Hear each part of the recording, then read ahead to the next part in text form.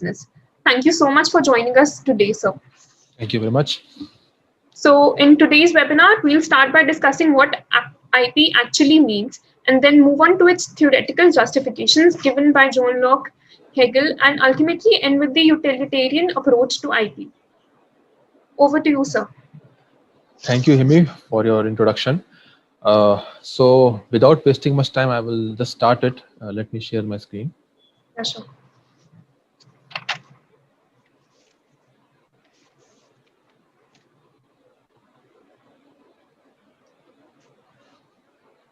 Yeah. So are you able to see that? Yes, sir, it's visible. Yeah. So dealing with the first of all the topic, that is understanding jurisprudence of intellectual property. My primary aim in this webinar will not be dealing with the intricate of all the intellectual property, but rather to deal with the jurisprudential foundation of what is behind intellectual property. So that's why I will not be dealing with all individual intellectual property as such, but still as a part of my webinar, I will starting it by giving a conceptual understanding of what are intellectual property. So probably when we see a land, when we see a house, that house or that land can be protected. You can protect your house, you can protect your land by either you can just make a boundary or you can fence it out so that you can protect it. But how to protect those things and how to protect those particular intellectual property that are intangible in nature, meaning thereby how can you protect your poetries, how can you protect your inventions, how can you protect your name of a company.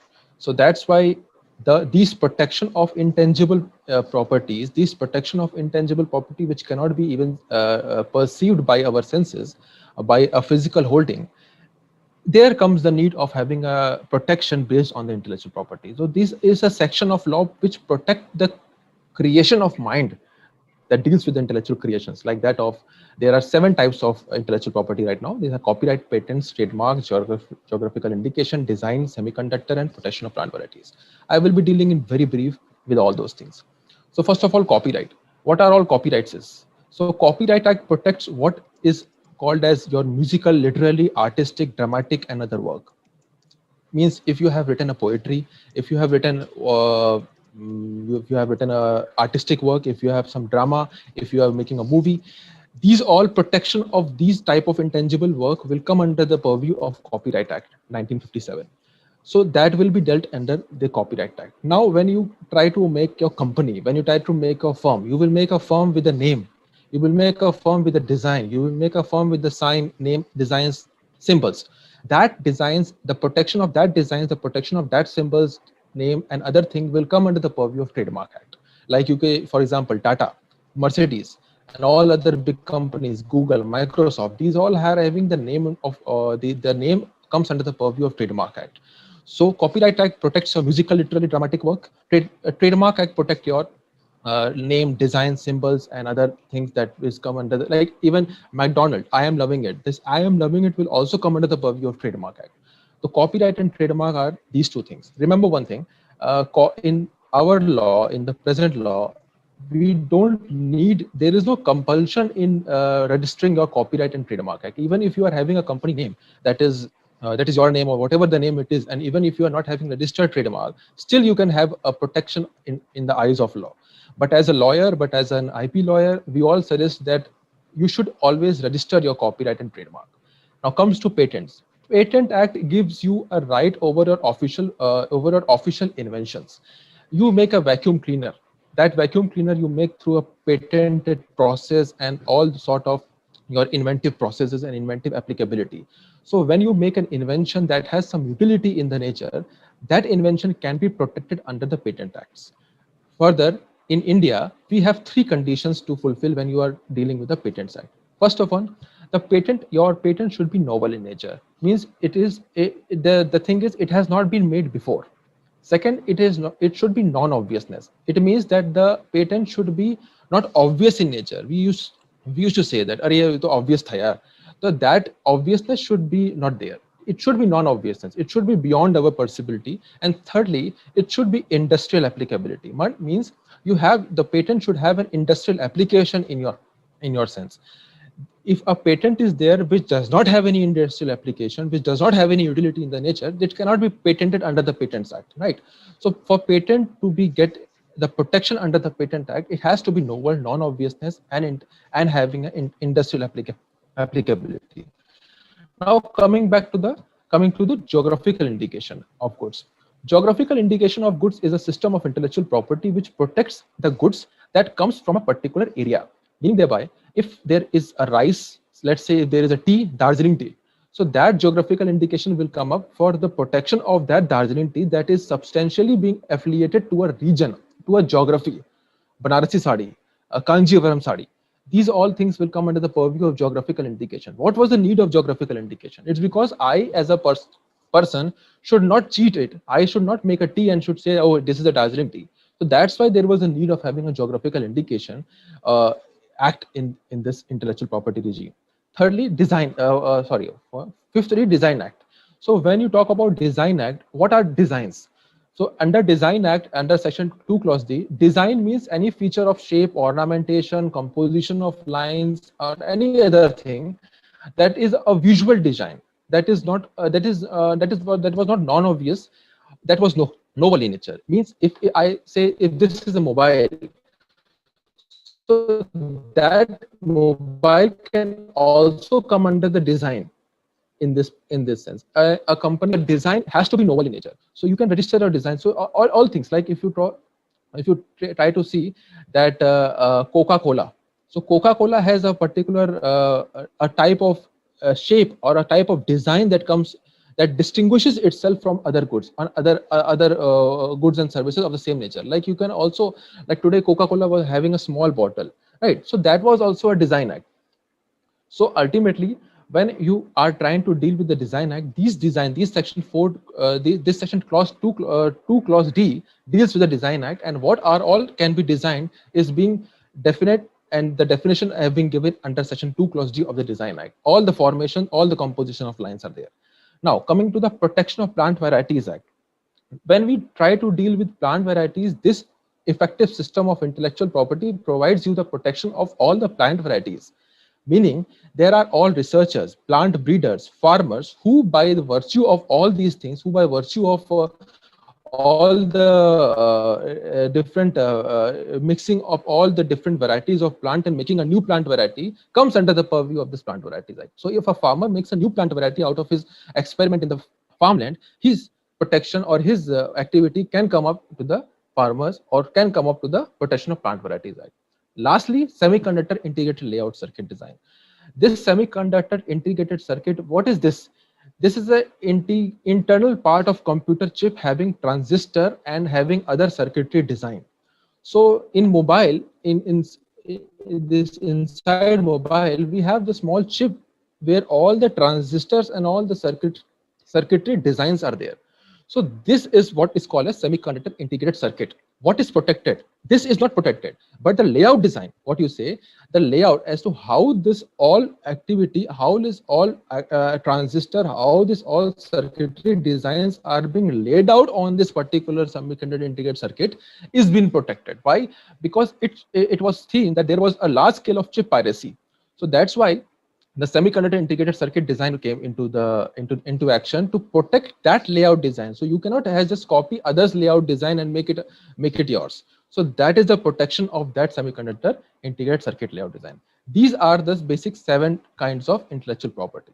Now, when you try to learn about intellectual property, you will also see that there are intellectual property like trade secrets. What are trade secrets? First of all, make yourself very clear that trade secrets are not intellectual property in India. As of now, there are no law to protect trade secrets. But what are trade secrets? In a business, when we deal in a business, there are all sort of data informations, process, and all the internal confidential information related to business.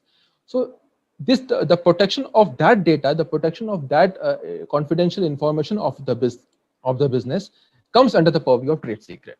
We don't have any law for trade secret as of now, right now, but if you will search about trade secret, you will find that Indian courts have upheld the trade secret in India, not under intellectual property, but under the contractual agreement. Means if I am an employee of, say, let's say Google, then Google and I will be having a contractual agreement with Google which says that I should not disclose any information, any confidential information outside Google or outside to any third party. So that protects the trade secret of the company, right? As of now, there is no law of trade secret right now. So this was the basic conceptual analysis of all the 7 IPs. As I told you that I will not be dealing with any IP internally, since my main aim is to deal with the justification and to jurisprudential foundation of intellectual property. So first of all, without wasting much time, we will move to the Lockean justification. Now, what are theories of intellectual property? We in our colleges we used to study what are intellectual properties, but I don't think so that in all colleges or in all the coursework there is a coursework of jurisprudence of intellectual property. This is different from your jurisprudence which you have studied in a college, that is of positivist, naturalist, sociological jurisprudence. This is not that. These are the theories of intellectual property which comes under the existence and which gives the existence to intellectual property.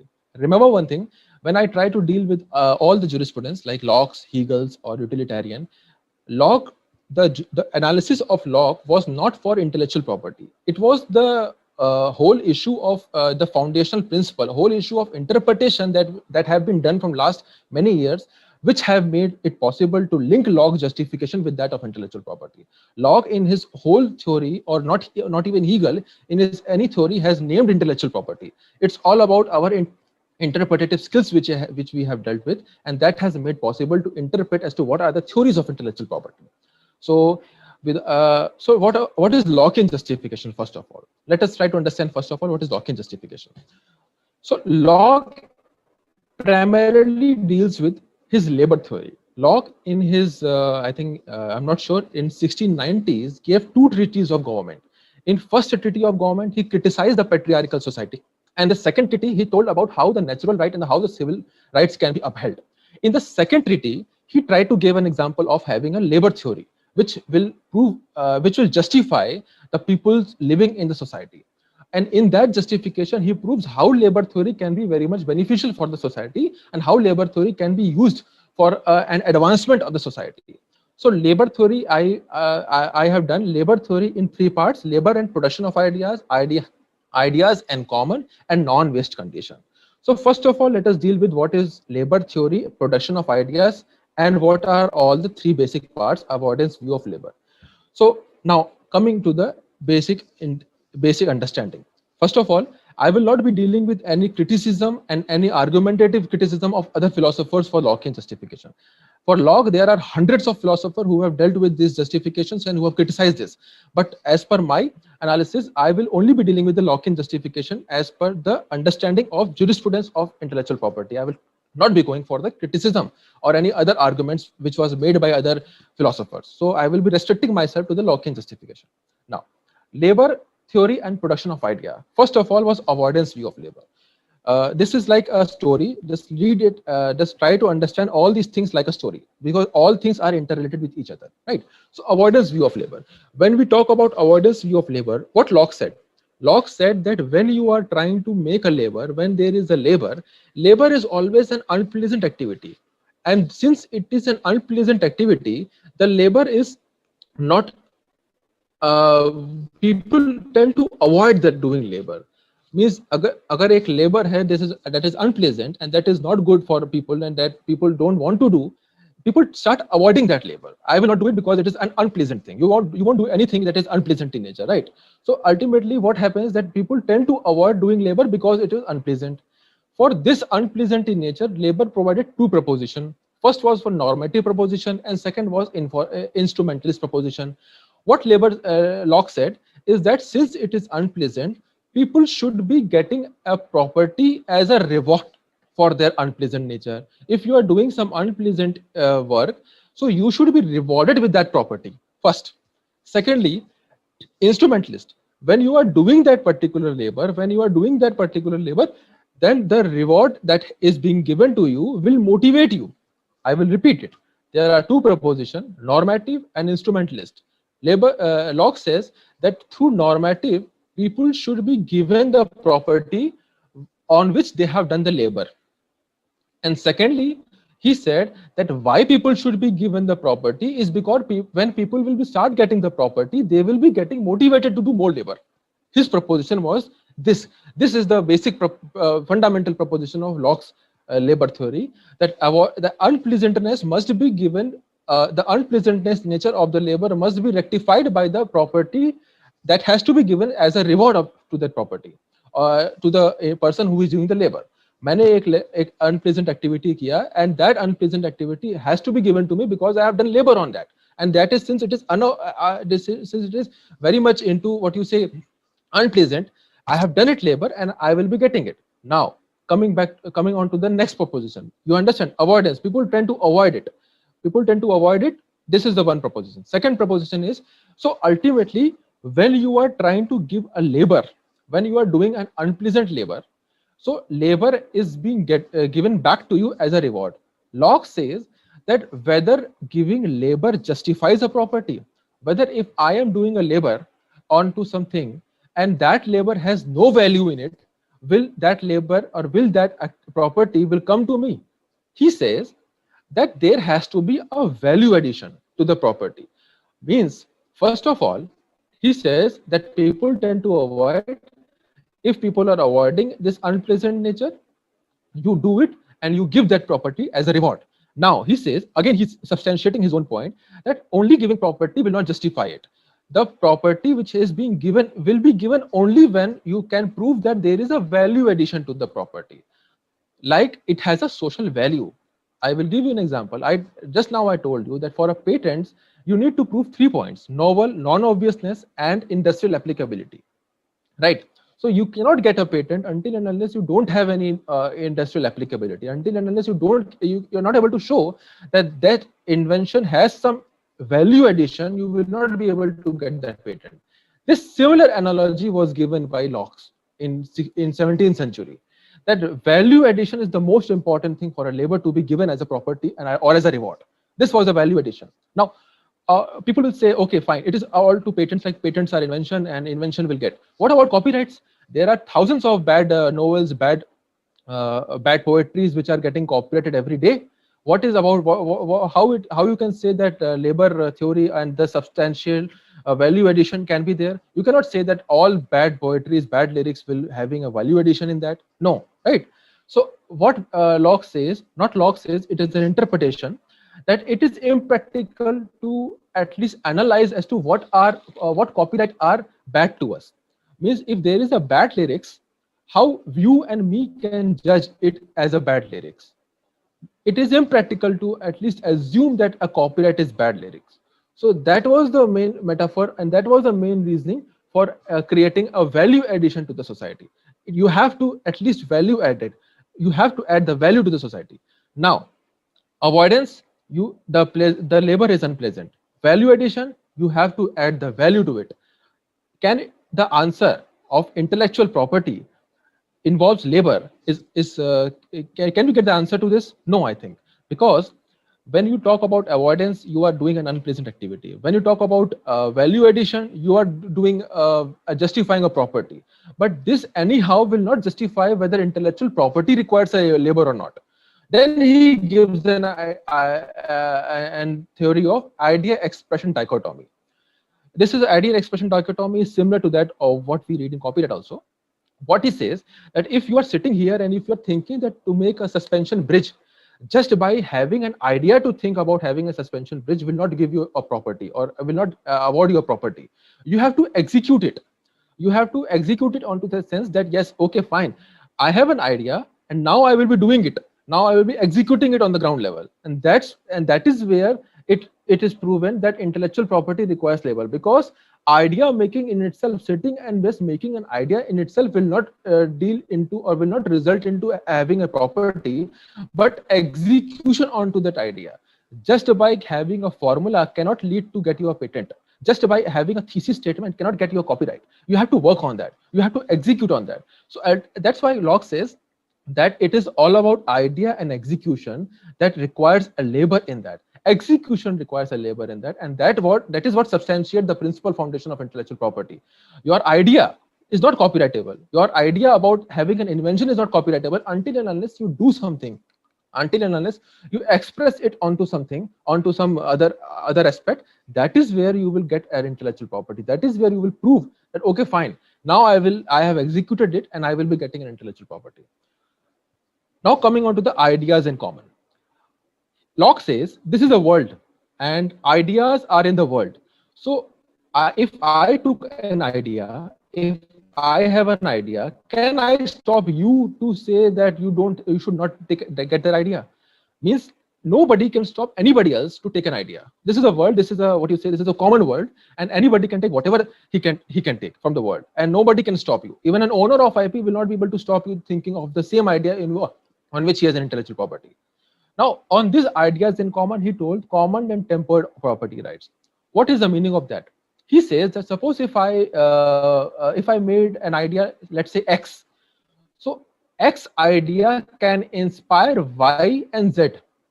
So ultimately, X can inspire Y and Y can inspire Z. So your idea, your intellectual property will not stop others to get inspired from that idea. What Locke tries to analyze here is that even if X is getting inspired, Y is getting inspired by X, that does not mean that Y cannot be Y cannot be propertized. Means if I am the person who is trying to get motivate or get inspiration from an idea X, and I develop an idea Y, I can have an intellectual property on idea Y, even in the case I have inspired this from X. What Locke says that I will have an intellectual property on Y only and only when I can prove that I have inspired from X, but I have not totally derived it from X. Again, coming back to the value-added avoidance and idea expression dichotomy, he wants to say that even if you are getting inspired from any common idea, you can get a property, or you can get an intellectual property, but even for that having an intellectual property, you need to prove that your idea is not a complete derivative from where you get inspired of. You have to value add your idea so as to claim that yes, idea Y is mine and I can have that idea onto this, right? So this was the common and tempered property rights. How he deals with the common and idea that cannot be granted property status. Locke says that there are two types of ideas: ordinary idea and extraordinary ideas. Ordinary idea means that think of washing a car. Can you have an intellectual property on just thinking and on just thinking of washing a car, or having a process of washing a car? No. So he says that ordinary ideas cannot get copyright, cannot get intellectual property. And he says extraordinary ideas. Extraordinary means Pythagoras theorem is equal to MC square. So can you get an intellectual property on these extraordinary theories? No. He says that when is these ordinary ideas cannot be propertized or cannot get any protection because they are not important. And extraordinary ideas cannot get intellectual property, cannot get propertized because they are uniquely important. And if tomorrow, if let's say E is equal to MC square or some of like these extraordinary ideas get propertized, so every activity that has used this idea will be getting or will be asking for monopoly or for wealth maximization. Let's say I have an extraordinary idea. If I have a property onto extraordinary ideas in the whole world, these all extraordinary ideas will be getting property. I will be getting wealth. So he says that if you have an extraordinary idea, you cannot get property because they are uniquely important. Then they are common and they can be used by all because they are extraordinary in nature. While ordinary right, if you see that if you are having washing a car can have a property or I can have an intellectual property, how can you say that it can be intellectual property? That ordinary idea can have intellectual property, because if that ordinary idea can have intellectual property of no importance, then tomorrow everybody whosoever is washing car, I will say that's my intellectual property. Why you are doing it? I will ask for wealth. So he says that all these two, ordinary and extraordinary, cannot be propertized. Now, last, he says non-waste condition. Very important, but just a brief one. If a food is there, and if you keep a food outside for one day, it will get spoiled. Locke says that it is not the case of having of an idea. Means idea cannot get spoiled. Idea is a non-waste entity. Now you will imagine, or now you will think that okay, so ultimately those old ideas and those old inventions which were there, they are of waste. They are they are totally waste. They are not no use today. So Locke tries to analyze it by the context of having a external deterioration. He is saying that okay, fine, the idea are not wasted. There is a possibility that there can be social deterioration of an idea. There can be a loss of social backdrop of an idea, but there cannot be any wastage of an idea. There cannot be an idea cannot be wasted in its internal sense, and not talking about an external sense. So again, just giving a glimpse of this labor theory, labor and production of idea. You avoid a labor. You are avoiding doing a labor. So accordingly, if you are avoiding doing a labor, you are getting a reward. Now, your reward and your labor, whichever you are getting, is not only having a simple labor, but it is increasing a value in the social. It is increasing a social value in that. Now, intellectual property consists of labor. Is not only, your idea is not only labor, but your expression, your execution of that idea consists of labor. So ultimately, this production of idea substantiated the point that intellectual property requires labor in that, and that labor has to be in a sense of addition of value. This is a world, this is a common world, and anybody can get inspired from any idea he or she wants. It's a common and tempered property right. But those ordinary and extraordinary rights cannot be propertized because of their nature, because they are even one is not important and one is uniquely important.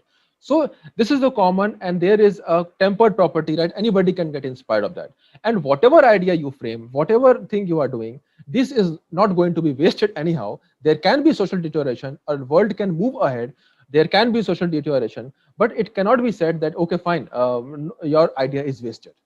Till now, I think it is the brief of Locke in justification. If you need, I can repeat it right now. So Himi, if anybody wants to repeat it right now. Does anyone have any doubt regarding this? Locke in justification, because then I will move to Hegel's right now. So you can move to the next justification. Now, anybody? If anyone has any doubt, they can raise their hand and I'll answer the query or allow you to talk.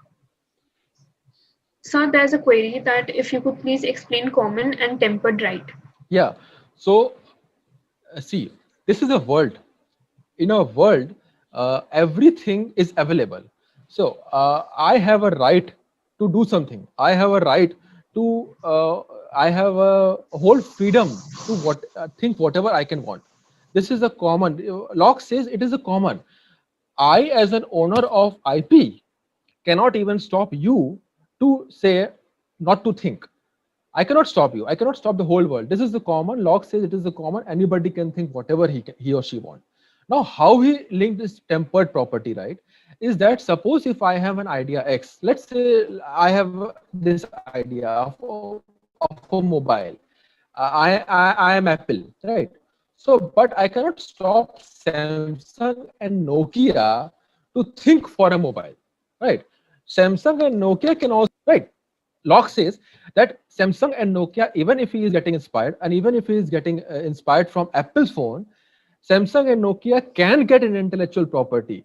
But Samsung and Nokia, while getting intellectual property, has to prove that the inspiration, the Apple, from where they have got inspired, is not a complete derivative, is not a two copy.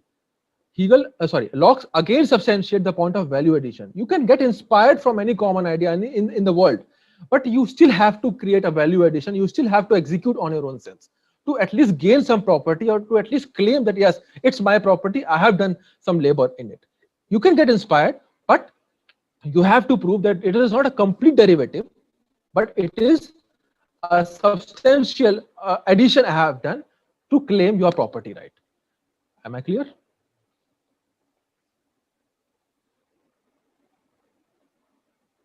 Yes, sir. You can move on to the next justification. Sure, thank you. Hegel's justification.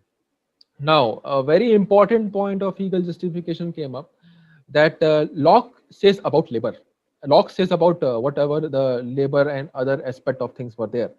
But Locke doesn't talk about the individual personality, which Hegel says. Before starting to Hegel, I will first of all make you understand how what was the premise that Hegel personality justification was based upon? So Hegel was inspired by Immanuel Kant, right? Immanuel Kant gave a very famous theory that was known as transcendental idealism, that is written here, right? What is transcendental idealism? Kant says that this is a world, and whatever we are in our sensibility, whatever we are able to see is what phenomena is, appear to an observer, and whatever is outside our observation, it is noumena. So ultimately, what Kant is wanted to say is that our sensibility is everything. Whatever we are able to see is phenomena. That phenomena is the world, nothing else. And whatever outside the phenomena, outside our observation, that is noumena. So we cannot even imagine what is noumena is, but we are only able to see phenomena. Hegel was against this concept. Hegel says that why noumena is outside the purview of observation. He says that when you are thinking about something, it's not about only appearance, it's all about your infinitive mind. He says your infinitive mind is there, your infinitive mind must be to that extent, your infinitive mind must be to that extent to think whatever you can think. I will repeat, your sensitivity, he can't restrain himself from his sensibility. Means outside sensibility, nothing can be observed. Hegel says it is wrong. He says that you can observe anything in the world until and unless it comes from our infinitive mind. So he says that you cannot limit your sensibility, but our capacity to think. And he termed this, that everything under our capacity to think is called as an absolute idealism. So according to his justification, what he says that there is nothing in the world which is outside our capability to think. You can think whatever you can want. And Kant is wrong to restrain himself only to the observation. He gave it absolute idealism. Now he says again that he said growth is a byproduct of conflict. Try to understand this word growth, byproduct of conflict, by your personal example, that if you are trying to scold a child of not doing his homework, and if you are always trying to contradict, to do better, there is always a chance that a student will always do better when there is a contradiction. He will get to see conflict and he will always do more and more good thing. Hegel tries to take that philosophy into his hand. He says that a growth is a byproduct of conflict, meaning thereby, let's say A is a thesis. Don't say thesis, I will say, let's say A is an invention, right? An invention will get a contradiction. Tomorrow an invention gets a contradiction. A third person will come and say, your invention is having these disadvantages. Fine, I will get that contradiction, which Hegel says antithesis. Now when I am making that invention, first of all I have made A, I have got B as a contradiction. Now what comes is a synthesis, is another object and another invention which addresses A as well as B. That is called a synthesis. Hegel says this whole process of A plus B is equal to C as a dialectic idealism, dialectic method. He gives an example of dialectic method by giving this thesis, antithesis, and synthesis. He says that this synthesis, this process is non-stop. But you cannot stop this process anyhow. Means even if you are getting a synthesis, again that synthesis will be getting B, that is antithesis, and again some synthesis will come. So that is a never-ending process. This will definitely come, and this will any invention will definitely get a contradiction, and that will ultimately lead to a more newer invention. Get an example like Thomas Edison bulb, right? Edison bulb was A. After a few years, he get an antithesis. Okay, your bulb can be also made like this. A synthesis was there, and today we are seeing all sort of modern equipments and modern lights and modern bulbs. So this is the process. This is an evolution process. This is playing in the world, which Hegel says. Now, where comes infinitive mind? He says that when you are thinking of any idealism and when you are thinking of any contradiction and your idea is there, your thinking of an idea will definitely be under an observation of your personality. Meaning thereby, if I am doing an A, if I am doing an invention, undoubtedly, since my mind is being used, so I will have a personality in that. My will will be having a personality in that, and my will be having. I will be trying to put my will, embody my will into that particular what you say invention. Hegel says that since it is your infinitive mind, you will have your liberty to put your personality in this, and that is what he called as that you materializes your personal trait in that. A painter, a painter while making a paint always try to think that okay, fine, let me make a paint, but undoubtedly that painting will consist of a creator's will, or what you say, creator's self. He named it as a creator's self. You are thinking of your own self and you are making a painting, your sculpture. You're thinking of a sculpture and you are making it by your own way, installing your will onto that particular image or painting or whatever the thing it is, right? So Hegel says that we tend to always materializes our personal trait in the work. Whatever, remember this infinitive mind, when he says infinite mind, he tries to analyze this infinite mind by the virtue of having a persona, of having a particular thing, that your infinite mind, it's your infinite mind. So whatever you will think on your own way. Anybody will think in his own way. A similar invention can be thought in two ways, because two people are different, and since two people are different, they both have different mind, and they both will put a different self, a different will onto their invention. So this is the basic concept of Hegel's personality. You are trying to always embody your personality into your invention. He says by using the word infinite mind. By mind, it's you and your mind and your invention and yourself. It's you. Now a question arises: if I have a copyright over a particular work, if I have if say, let's say I have a novel. Now, how if I give the novel to, let's say, anybody else? First of all, I am alienating my work. I am giving that novel to the third person, but I am restricting the right of reproduction of that work. In copyright, I can give that work to you, but you cannot reproduce that work.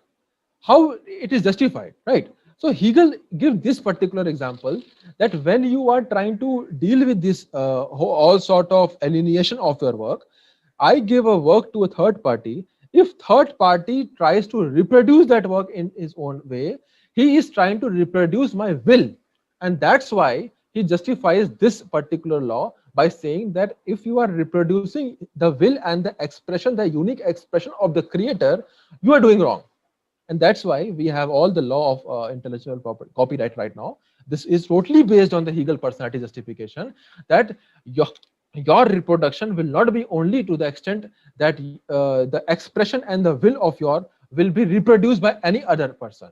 Your expression, your will be reproduced by yourself and not other person.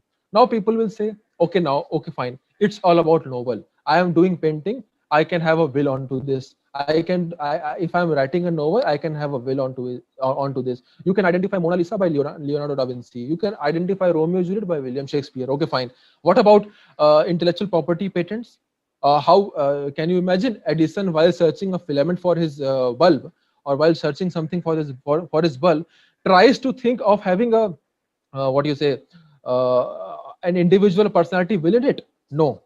Edison, while searching a filament for a bulb, might not have thought about his personality in this, right? It is not the case. Hegel gives another understanding for this. He says that, can anybody say that you have the World Trade Center, or let's say Taj Mahal, belongs to me? No, because Taj Mahal doesn't belong to me.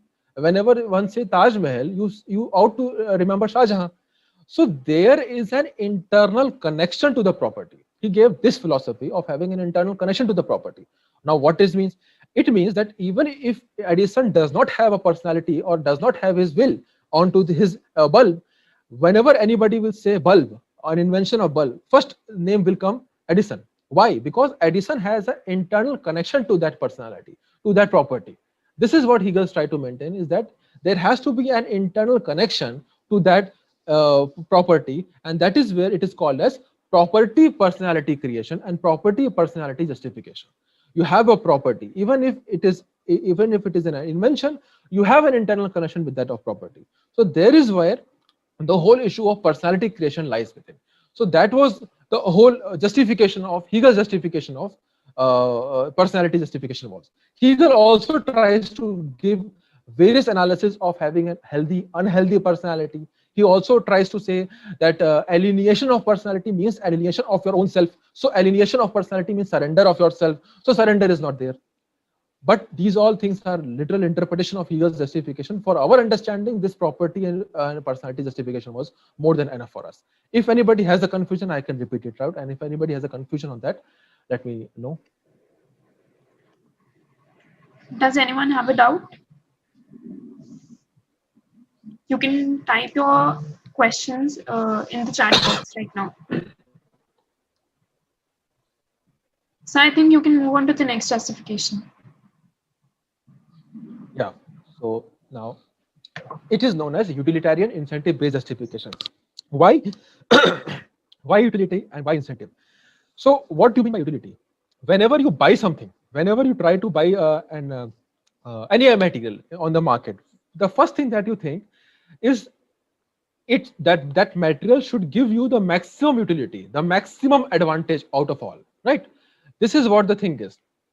Means your utility has to be a maximized utility, that it produces the largest amount of happiness, that produces the largest amount of good to you. Anybody think, right? You buy any material, the first thing you will think, the first thing that will come to your mind is that, okay, it should be having a maximum productivity. It should have a maximum utility in my sense. That is what is utility is. Now, I said act and rule. Well, act and rule is not important for us, our discussion right away. But okay, in brief, I will try to understand what is act utility and rule utility. When you do something, that act and that utility must have a maximum output. That is called as act utility. But when you talk about rule utility means that even if you are doing a work, first of all, we have to justify that your work should be in consonance with moral justification. And if it is consonance with the moral justification, that is perfectly all right. That is perfectly all right. That is a good utility material. So ultimately, what utility is? That utility, the evaluation of things which have a maximum utility, which have a maximum advantage, which produces a maximum amount of good in this. This is the basic understanding of utility. Now, as I told about Locke's ideas in common, this is the same justification is being used here. You say feature of idea knowledge. As I told you, ideas and knowledge are non-excludable and non-rivalous. You cannot restrain any other person to think of any other idea, right? You cannot restrict any person to consume anything. It is free, and ideas and knowledge are freely moving here and there in the whole world. This is one point. Now, taking this point, let us understand IP rights. Now, when this feature of idea and knowledge are free, the cost of transition will be negligible. Means if there is an invention and that invention is having no, I don't have any value for that invention, then the cost of transition is negligible. Due to this negligible transition, I will be getting no incentive. Like if I made this mobile, and I have this mobile, and that mobile have no transition, no cost, I will be getting no cost, I will be getting no incentive, I will not be able to recover investment, because you have to put that feature of knowledge, idea knowledge about non-excludability and non-rivalous in your mind. So if it is all free, I will be getting no incentives, I will be getting no recovery for an investment. So ultimately what is happening? Free riding is happening. Anybody is coming and anybody is taking my idea and knowledge, my intellectual property, and everybody is free riding on my intellectual property. So what will happen? Whether I will be getting motivated for doing something? No, because I know that even if I will take effort, I will not be able to recover investment. And if I'm not able to recover investment, why I should take effort for doing all sort of intellectual property, developing an intellectual property. So to prevent this, an intellectual property is given. How you link this with the utilitarian? Like utility was like maximum good, and incentive was like giving money. So including or substantiating both the aspect, you try to make yourself understand by the term and by the base that if you don't have any incentive, a person will not be producing any invention first. So ultimately, when he is not producing any invention, there is no invention in the society. So whether there is no invention, if there is no invention in the society, can you say that there will be maximum utility in the society? No, you have to link that. So to prevent this, IP rights are given. If you are having an IP right, if you are having intellectual property rights is being given to you, so this ensures that this is an optimal amount of intellectual product will be available. I have in my mind, I know that, okay, fine, I have, if I will do something, I will get incentive.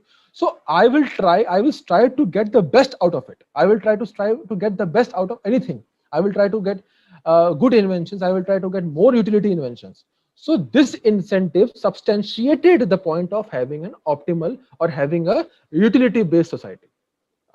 I will repeat it once more. Suppose if I am an invention, I give an example of mobile phone. I have a mobile phone. I know that there is no incentive. My mobile phone is freely writing. Anybody is using my mobile phone. Anybody is using the internal documents of my mobile phone and making it, and they are selling it in a cheaper prices. I don't have any incentive. I cannot able to recover my investment, and everybody is free writing. So I will not invent my mobile because I know there is no need to make a mobile because I am not getting any incentives. So to check this, IP rights are given. So when I know that, okay, fine. If I am making a mobile, I will be getting incentive. I will be able to recover my investment. So this way, what will happen is that when you are able to recover an investment, you will make more good materials. You will make more utility materials that will be for advantage for the society, that will provide a maximum utility for the society. This is the basic foundation of utilitarian incentive-based society. Rights are granted not because the inventor deserves, but because it is the only way to ensure an optimal amount of intellectual product to be available to society. So you try to understand through this, like it is not the right, or it is not because of the inventor, but it is because of the foundational principle of that. Because if you not get any incentive, a person will not get any incentive, there will no utility. So why to produce it? Why to do it anyhow? So that's why for having a maximum utility, you need to have an incentive-based approach. Now, this is the basic points. This is all reiteration of all the points that I told you. The first point is society seeks to maximize overall utility by ensuring that new product and intellectual work are created. Understood? Society will always try to think about having a maximum utility. Second, limited intellectual rights are granted as incentives for the production of such goods. Means if you are having a limited intellectual property rights, these property rights to control are granted because policy acts as an incentive. So society needs maximum utility. Limited intellectual property rights are granted to incentive. These incentives are granted because policy act as an incentive to the inventor so that he can recover his investment and so that he can have some investment or he can has some incentive. So lastly, society ought to adopt a system of institution as if it is expected to lead to maximization of overall social utility. So society will adopt a system of intellectual property because of the fact that it is the only way whereby we can have a maximum utility in the society. Not having an intellectual property will not lead to have a maximum utility. A very important point, Adam premise was there. It is a similar premise that was mentioned in the previous slide also, but I thought to give it to you. The first one is society ought to adopt a system if it is expected to lead a maximization of overall social utility. Understood? So society will always go for maximum utility. Second, a system or institution that confers limited right on authors, inventors over what they produce is expected to serve incentive for the production. And third, promoting the creation of intellectual property produces an optimal amount of social progress. These three premises conclusively gives us the conclusion that system of intellectual property should be adopted in the present regime. Any confusion for this utility, I can repeat it out.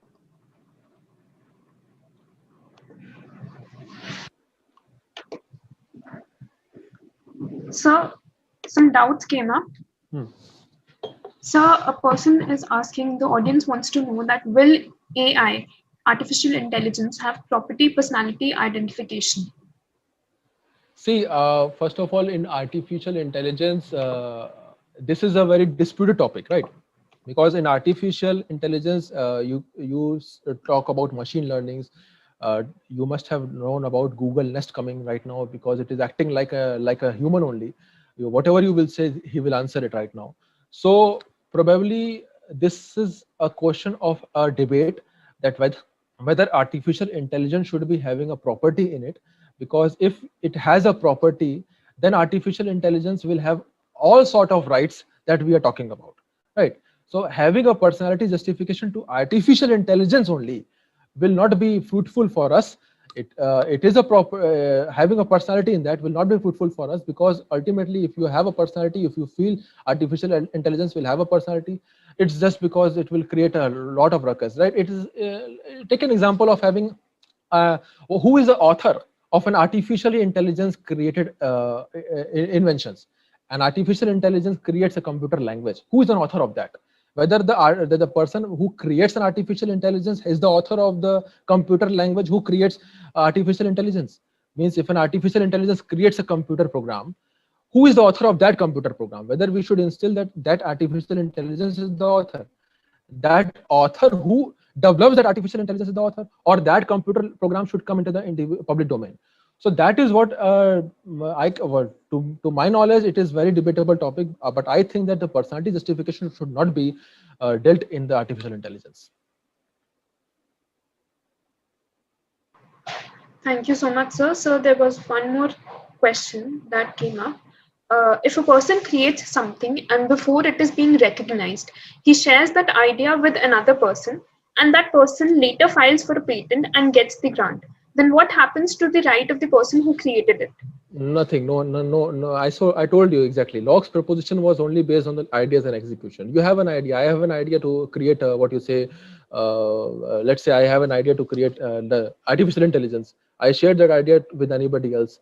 So you cannot get any protection of your idea. A copyright, like I said, even if you are having an idea, ideas are not copyrightable. So anybody, if having my idea, created it, executed it, and did it on the ground level and granted, and a patent is granted, you're left with no right. Your only idea will not get any protection.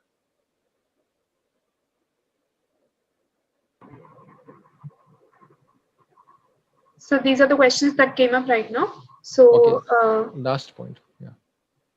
So I suggest you to continue with the webinar. No, but these 3 points I told you that my webinar and my whole presentation will be based on these: Lockean justification, Hegel's justification, and this one, what you say, utility justification. Last but not the least, whenever you will study, there are 4 theories of property, IP, right? First is the labor theory, Locke's. Second, personality, Hegel's, and third is this utility. Fourth one is social planning theory. I am not dealing with this social planning theory because what is social planning theory? What intellectual property should be shaped in a way to help foster the achievement of just and attractive culture. Since I'm not been dealing with internal social planning theory, but this theory was subject to a lot of criticism, because what is the concept of culture that you're talking about? Whether if you're putting more emphasis on the amorphous concept of culture only, then what about the intellectual property paradigm, right? So in social planning theory, just a basic simple concept was that if you are having the intellectual property, your intellectual property should be shaped in a way to foster the achievement of an attractive culture. So this was it. This is the theories of intellectual property. And if anybody has some other questions, you can ask. And if anybody wants me to repeat anything, I can do it. Because yeah, I know that all things are very, very confusing nature. Does anyone have any doubt? They can either raise their hand or type their queries. Should I?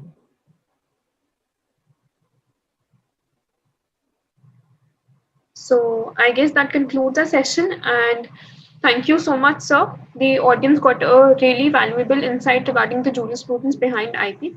It was a very enriching session, and as I can see from the comments of attendees that are typing right now, they are really very much impressed with the session. And thank you so much, everyone. And there's another question that popped up right now by Shraddha Pandit. She's asking that, yes, what are the jobs in trademark law? So I guess, so if you want to answer. See, the thing is that it's jobs in trademark. What do you want to say? Jobs in trademark. Yeah. So in trademark law. See, the thing is that trademark is, Yeah, a trademark is one of those IPs as I am doing, and as per my experience, patents and trademarks are the two IPs which are really very contributing, and it is really emerging, right? So, like for example, in patents, I think I don't remember the exact data, but around 50,000 application were being given, and we have a major around 2,000 or 1,000 of patents attorneys in India. Similarly, in trademark is an emerging one, and it has a lot of scope right now. So anybody who wants to get into trademark, you can have that trademark attorney. You can be an individual trademark attorney. For that, you have to register yourself, and for registration, you just need a simple your LLB degree. You can just go to the IPI India site, and you can just register yourself as a trademark attorney. So that trademark attorney will give you an advantage of having or have a registration of trademark. So that you can do, and even more of some of the law firms and the emerging law firms are trying to moreover substantiate their whole area of expertise into trademark. So it is a very emerging area for beginners like us. Yeah, Himi. Sir, if you could please explain about the trademark agent exam and what would be the nuances to get into. See, the thing is that See, the thing is, for a trademark agent examination, the simple thing about having the knowledge of trademark is required. Patent agent, like if you try to analyze patent agent requires you to have a additional qualification of science background, right? But trademark attorney and for a trademark attorney, you don't need to have that registration or have that think of having a special background of science, right? So in trademark attorney skills, I have not given the trademark attorney examination, so I will not be able to tell you the intricacies of what all are the examination is all about and what all are the course. But yeah, anybody who is having a simple law background degree can give it and can get into the trademark attorney. Over to you, Himi. So she's asking for some books. I'm sure, Shraddha, I'll connect you with sir, and then you can clear your doubts. Due to time paucity, we need to complete this session, and he can guide you over. Yeah, please, you can just type my email ID, and email ID anybody can connect right now. Yeah, I'll just type the email ID right now. Okay, let me type it. Yeah, you can.